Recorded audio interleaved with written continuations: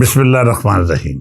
ਸੱਜਣੋ ਤੇ ਮਿੱਤਰੋ, ਦੇਸ਼ ਪੰਜਾਬ ਦਾ ਅਦਬੀ ਹਵਾਲਾ ਬੜਾ ਹੀ ਮਾਣ ਹੈ। ਸਾਡੀ ਰਹਿਤਲ ਤਾਰੀਖ ਦੇ ਹਰ ਮੋੜ ਉੱਤੇ ਕਿਸੇ ਅਜਿਹੇ ਗੁਣੀ ਸੂਝਵਾਨ ਦੀ ਗਵਾਹੀ ਦਿੰਦੀ ਹੈ ਜਿਹਨੇ ਆਪਣੇ ਕਲਾਮ ਰਾਹੀਂ ਅਜਿਹੀ ਦੁਨੀਆ ਤਖਲੀਕ ਕੀਤੀ ਜਿਸ ਦੀ ਰੰਗੀਨੀ ਸਦੀਆਂ ਬੀਤ ਜਾਣ ਮਗਰੋਂ ਵੀ ਘੱਟ ਨਹੀਂ ਹੋਈ।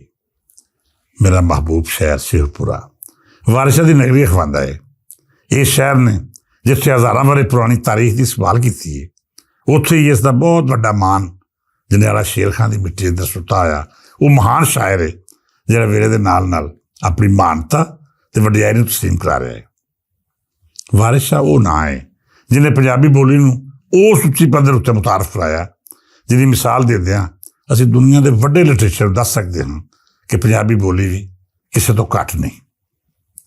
ਵਾਰਿਸ ਸ਼ਾਹ ਹੋਰਾਂ ਨੇ ਜਿਵੇਂ ਹੀਰ ਲਿਖ ਕੇ ਸਾਬਤ ਕੀਤਾ ਹੈ ਕਿ ਸਾਡੀ ਧਰਤੀ ਉੱਤੇ ਦਾਸਤਾਨ ਨੂੰ ਸ਼ੇਰੀ ਸਾਂਚੇ ਵਿੱਚ ਢਾਲਣਾ ਕੋਈ ਓਪਰਾ ਕੰਮ ਨਹੀਂ, ਬਲਕਿ ਇਹ ਵੀ ਦੱਸਿਆ ਹੈ ਕਿ ਜਦ ਕੋਈ ਪੰਜਾਬੀ ਆਪਣੀ ਬੋਲੀ 'ਚ ਲਿਖਦਾ ਹੈ ਫਿਰ ਅਜਿਹਾ ਸ਼ਊਰ ਤੇ ਫਲਸਫਾ ਪੇਸ਼ ਕਰਦਾ ਹੈ ਜਿਹੜਾ ਜ਼ਿੰਦਗੀ ਦਾ ਮਜ਼ਬੂਤ ਹਵਾਲਾ ਬਣਨ ਦੇ ਨਾਲ ਨਾਲ ਹਰ ਜ਼ਮਾਨੇ ਦੀ ਲੋੜ ਬਣ ਜਾਂਦਾ ਹੈ।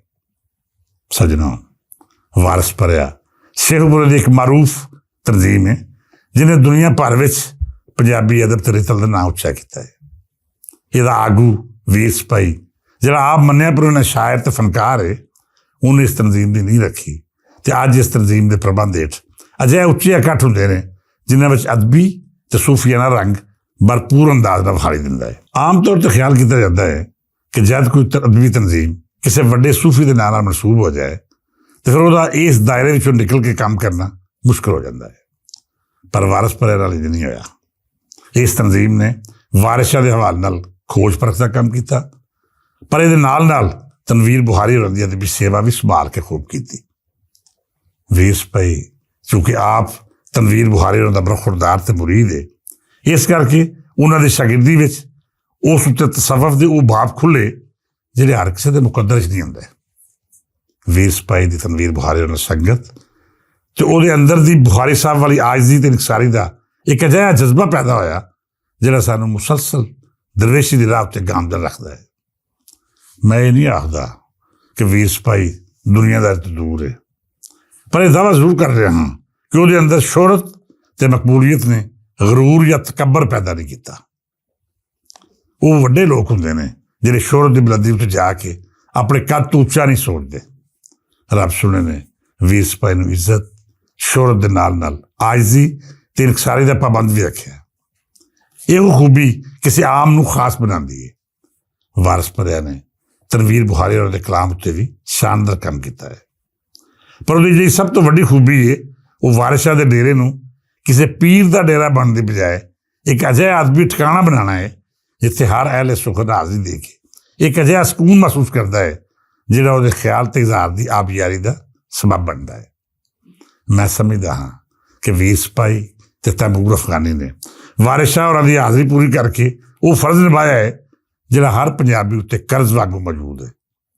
ਵਾਰਿਸ ਪਰਿਆ ਹਰ ਸਾਲ ਬਾਬਾ ਜੀ ਦਾ ਮੇਲਾ ਤੇ ਜਸ਼ਨ ਵਾਰਿਸ ਸ਼ਾਹ ਬੜੀ ਮੁਹੱਬਤ ਨਾਲ ਕਰਾਉਂਦੀ ਹੈ।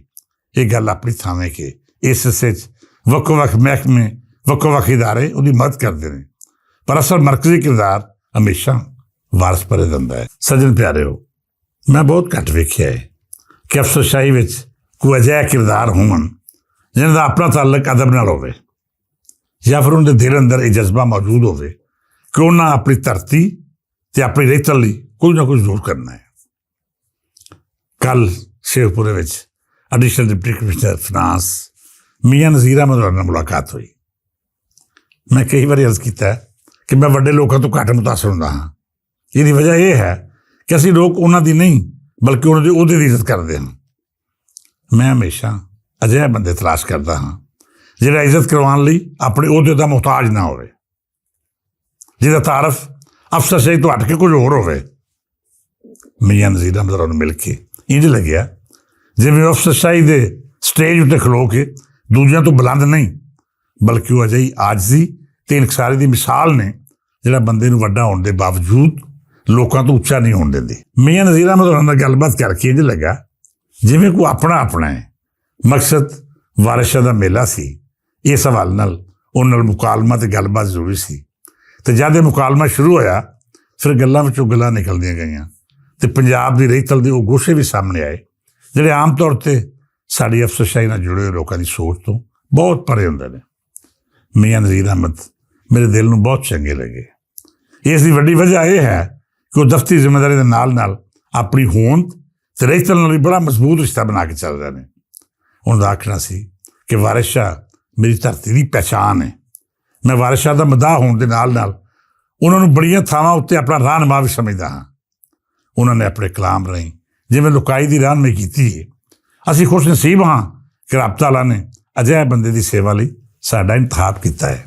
ਗੱਲਾਂ ਹੋਰ ਵੀ ਬਹੁਤ ਸਾਰੀਆਂ ਹੋਈਆਂ, ਪਰ ਜਿਸ ਖੁਸ਼ੀ ਤੇ ਸਰਾਬੀ ਦਾ ਅਹਿਸਾਸ ਲੈ ਕੇ ਮੈਂ ਸ਼ੇਖਪੁਰੇ ਵਾਪਸ ਪਰਤਿਆ ਉਹ ਬਹੁਤ ਕੀਮਤੀ ਸੀ। ਮੇਰੀ ਸੋਹਣੇ ਰੱਬ ਅੱਗੇ ਬੇਨਤੀ ਹੈ ਕਿ ਸਾਡੇ ਸਾਰੇ ਬਿਊਰੋਕਰੇਟਸ ਅਜਿਹੇ ਹੋ ਜਾਵਣ ਤੇ ਹੋਰ ਸਾਨੂੰ ਕਾਹਦੀ ਥੋੜ ਹੈ। ਬਹਰਹਾਲ ਉਹਨਾਂ ਵੱਲੋਂ ਵਾਰਿਸ ਸ਼ਾਹ ਦੇ ਮੇਲੇ ਲਈ ਮੁਕੰਮਲ ਤਾਮਨ ਦੀ ਯਕੀਨਦਾਨੀ ਤੇ ਬਜ਼ਾਤੇ ਖੁਦ ਅਮਲੀ ਤੌਰ ਤੇ ਸ਼ਰੀਕ ਹੋਣ ਦੀ ਖਾਹਿਸ਼ ਦਾ ਇਜ਼ਹਾਰ ਮੇਰੇ ਲਈ ਬੜਾ ਮਾਣਯੋਗ ਸੀ। ਮੈਂ ਤੁਹਾਨੂੰ ਵੀ ਸੱਦਾ ਦੇਵਾਂਗਾ ਕਿ 17 ਅਪ੍ਰੈਲ ਨੂੰ ਜਨਰਲ ਸ਼ੇਰ ਖਾਂ ਜੁਮੇ ਦੇ ਰੋਜ਼ ਸ਼ਾਮੀ 3 ਵਜੇ ਬਾਬਾ ਜੀ ਦੇ ਹਜ਼ੂਰ ਹਾਜ਼ਰੀ ਦਿਓ। ਇਸ ਮੇਲੇ ਦੀ ਰੌਣਕ ਵਧਾਓ ਤੇ ਸਾਬਤ ਕਰੋ ਕਿ ਅਸੀਂ ਸੱਚੇ ਆਸ਼ਿਕ ਤੇ ਮੁਹੱਬਤ ਕਰਨ ਵਾਲੇ ਹਾਂ।